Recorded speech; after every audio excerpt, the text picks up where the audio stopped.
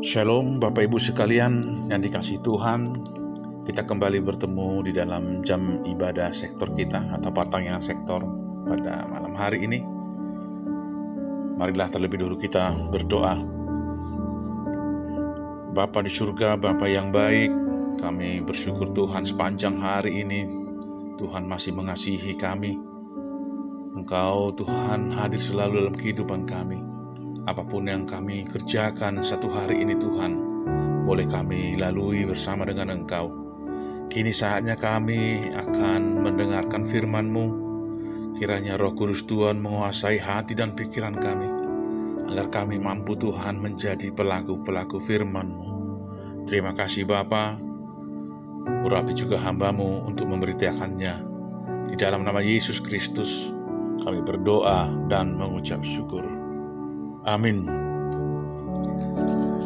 Khotbah atau renungan kita pada jam ibadah sektor kita ini yang tertulis di dalam Injil Lukas pasal 2 ayat 41 sampai dengan ayat yang 52. Silakan Bapak Ibu buka Alkitab kita masing-masing, saya akan membacakannya untuk kita.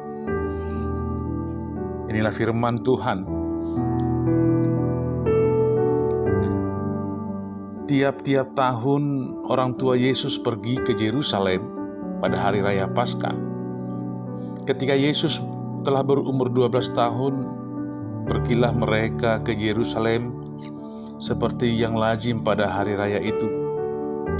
Sehabis hari-hari perayaan itu, ketika mereka berjalan pulang, tinggallah Yesus di Yerusalem tanpa diketahui orang tuanya, karena mereka menyangka bahwa ia ada di antara orang-orang seperjalanan mereka.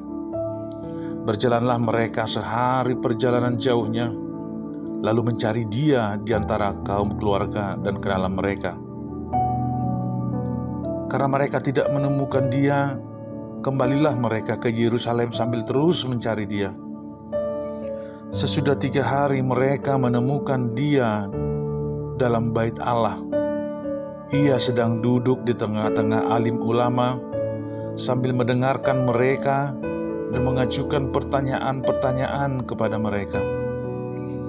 Dan semua orang yang mendengar dia sangat heran akan kecerdasannya dan segala jawab yang diberikannya. Dan ketika orang tuanya melihat dia, tercenganglah mereka. Lalu kata ibunya kepadanya, "Nak, mengapakah engkau berbuat demikian terhadap kami? Bapamu dan aku dengan cemas mencari engkau." Jawabnya kepada mereka, "Mengapa kamu mencari aku? Tidakkah kamu tahu bahwa aku harus berada di dalam rumah Bapakku?" Tetapi mereka tidak mengerti apa yang dikatakannya kepada mereka. Lalu ia pulang bersama-sama mereka ke Nazaret, dan ia tetap hidup dalam asuhan mereka, dan ibunya menyimpan semua perkara itu di dalam hatinya. Demikianlah pembacaan firman Tuhan.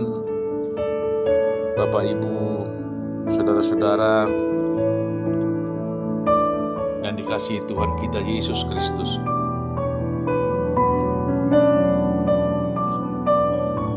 Injil Lukas ini mengisahkan Yesus yang sudah berumur 12 tahun diajak orang tuanya ke Yerusalem untuk merayakan Paskah. Pertumbuhan Yesus sebagai anak tidak lepas dari peran Yusuf dan Maria sebagai orang tua di dunia ini. Yusuf dan Maria selalu taat akan tradisi dan perintah Allah bagi umat Yahudi. Dimulai ketika Yesus disunat pada hari ke-8. Perayaan Paskah dalam nas ini adalah salah satu di antara 3 hari raya yang selalu dirayakan umat Yahudi dalam setahun. Menurut hukum Yahudi, setiap laki-laki dewasa perlu pergi ke Yerusalem untuk ketiga hari raya tersebut. Ini saudara-saudara nanti kita bisa lihat di kitab Keluaran pasal 23. 3 kali setahun haruslah engkau mengadakan perayaan bagiku. Dalam ayat seterusnya dikatakan ada hari raya roti tidak beragi. Ini juga bisa diartikan sebagai keluarnya bangsa Israel dari Mesir. Kemudian ada yang disebut sebagai hari raya menuai dan hari raya pengumpulan hasil pada akhir tahun. Di dalam kitab Ulangan pasal 16 ayat 16 disebutkan hari raya tidak beragi, hari raya 7 minggu, dan hari raya pondok daun. Kali ini Yusuf dan Maria datang dalam perayaan terpenting, yakni Paskah. Ini merupakan perayaan memperingati orang-orang Israel dibebaskan dari Mesir dan bebas dari hukuman Allah kepada anak-anak sulung mereka. Setelah melakukan semua tradisi dan ibadah, mereka pun pulang ke kampung halamannya di Nazaret. Pada saat itu ternyata Yesus tidak turut pulang, melainkan tinggal di Yerusalem tanpa ada yang mengetahui. Nah, ketika kedua orang tua Yesus menyadari bahwa Yesus tidak ada bersama-sama mereka, maka mereka pun kembali ke Yerusalem. Nah, kita bisa melihat tadi dalam ayat bacaan kita, bisa kita tebak di manakah Yesus ditemukan. Alkitab mengatakan bahwa mereka menemukan Yesus di dalam bait Allah. Bait Allah ini sangat-sangat populer saudara-saudara di wilayah Yudea sebagai tempat belajar. Rasul Paulus juga belajar di tempat-tempat tersebut. Kalau kita dibaca di kitab Kisah Para Rasul ayat 22, bahwa Rasul Paulus juga dibimbing oleh gurunya bernama Gamaliel. Pada masa Paskah biasanya topik yang didiskusikan adalah tentang kedatangan Mesias. Dan para peserta yang hadir di bait Allah umumnya para rabi-rabi terkenal ikut dalam diskusi seperti itu. Kita tahu bahwa umat Yahudi sangat merindukan datangnya Mesias, mengingat kerajaan Romawi yang menjajah mereka begitu lama. Di bait Allah itu Yesus sedang duduk di tengah-tengah alim ulama, berdiskusi dengan mereka. Dia sedang berperilaku sebagai seorang murid. Dia sedang duduk, mendengarkan, bahkan mengajukan pertanyaan dan juga memberikan jawaban. Para alim ulama pun sangat heran terhadap dia. Objek keheranan mereka adalah kecerdasan dan jawaban-jawaban Yesus. Ternyata yang heran bukan hanya guru-guru agama, orang tua Yesus juga ikut heran. Bahkan sampai orang tuanya juga menegur dia. Hal ini tadi terlihat pada kalimat, "Mengapa engkau berbuat demikian kepada kami?" Yang merupakan bahasa yang umum dipakai oleh masyarakat Yahudi untuk menyampaikan teguran atau kekesalan. Mereka lalu mengutarakan kecemasan mereka kepada Yesus. Ketika kedua orang tua Yesus meminta Yesus untuk pulang, Yesus sempat mengatakan satu kalimat yang menjadi pedoman kita hari ini. "Mengapa kamu mencari aku? Tidakkah kamu tahu bahwa aku harus berada di rumah Bapakku?" Melalui jawabannya ini, Yesus ingin mengatakan bahwa Yesus memiliki kerinduan untuk selalu ada di rumah Bapa. Bukan untuk bersenang-senang di sana, tetapi untuk bersekutu dengan Bapanya yang di surga. Jawaban Yesus di ayat 49 menunjukkan bahwa dia bukan hanya anak Yusuf, tetapi dia juga anak Allah. Allah itu adalah Bapanya sendiri. Karena itu ia harus berada dalam rumah Bapanya. Seharusnya Yusuf dan Maria sudah tahu bahwa sebagai anak Allah itu Yesus sangat wajar bila berada di dalam rumah Allah. Ternyata jawaban ini kurang dapat dimengerti oleh Yusuf dan Maria. Bukan berarti mereka tidak mengetahui bahwa Yesus adalah anak Allah, tetapi mereka tidak paham ketika itu mengapa Yesus harus berada di dalam bait Allah. Kedua orang tua Yesus pun akhirnya pulang bersama-sama dengan Yesus, dan terutama Maria, ibu Yesus, menyimpan segala hal tersebut di dalam hatinya.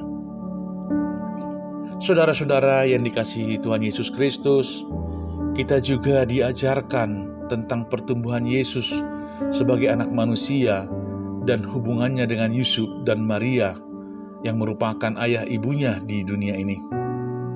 Kita diajarkan melalui kehidupan Yesus akan tanggung jawab orang tua dalam pertumbuhan fisik dan rohani anak-anak. Demikian juga dengan pentingnya pertumbuhan karakter bagi anak dengan memberi mereka tanggung jawab dan kemandirian sejak awal. Memang kekhawatiran selalu ada dalam pertumbuhan tersebut, tetapi sepanjang itu dilakukan dengan penuh kasih dan tanggung jawab, maka hasilnya akan selalu baik sebagaimana kita lihat dalam kehidupan Yesus. Beberapa hal yang dapat kita pelajari dari bacaan Alkitab kita pada malam ini lebih banyak berbicara tentang bagaimana kita menumbuhkan kecintaan terhadap Tuhan kepada anak-anak kita sejak kecil. Tetapi bagi kita yang belum memiliki anak atau belum menikah sekalipun, hal ini menjadi penting untuk kita persiapkan sejak saat ini.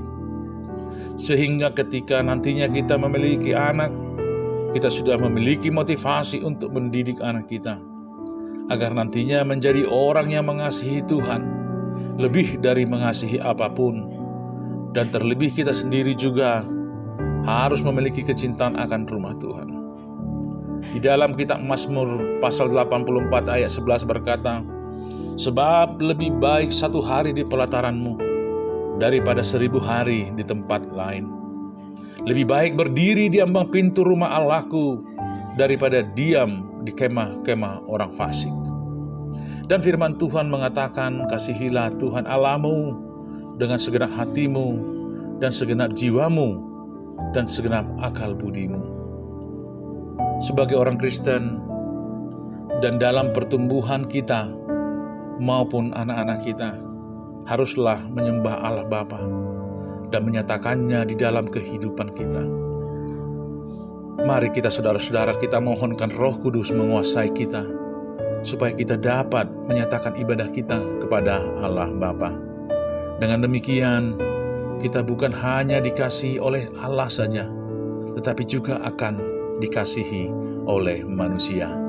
Mari kita terus belajar dari kehidupan Yesus Kristus. Tuhan Yesus memberkati. Amin. Kita berdoa. Terima kasih Tuhan Allah Bapa di surga. Kami telah mendengarkan sebagian dari firman-Mu. Kami diingatkan Tuhan bahwa sejak kami masih kecil, sejak kami dikenalkan dengan-Mu, kami harus lebih banyak Tuhan hadir bersama-Mu. Ketimbang kami harus menghabiskan hari-hari kami Tuhan di dalam dunia ini, kami ingin lebih banyak lagi Tuhan mengenal-Mu. Kami mohon tuntunan Roh Kudus-Mu Tuhan, agar Roh-Mu yang kudus itu menguasai hati dan pikiran kami, agar kami juga Tuhan tidak lupakan ibadah-ibadah kami kepadamu, sehingga kami akan tetap mengasihi-Mu dan Engkau juga mengasihi kami. Biarkanlah kami orang-orang yang setia, sehingga Kau juga Tuhan menjadi setia kepada kami. Ampunkan kami Bapa atas semua perbuatan-perbuatan kami yang sering jauh daripada-Mu. Kasihani kami Bapa dalam kehidupan ini. Berkati semua jemaat-Mu Tuhan dimanapun berada. Berkati semua para pelayan-pelayan-Mu Tuhan di mana Engkau tempatkan mereka, agar firman-Mu sampai ke ujung bumi. Di dalam nama Yesus Kristus kami berdoa dan mengucap syukur. Amin.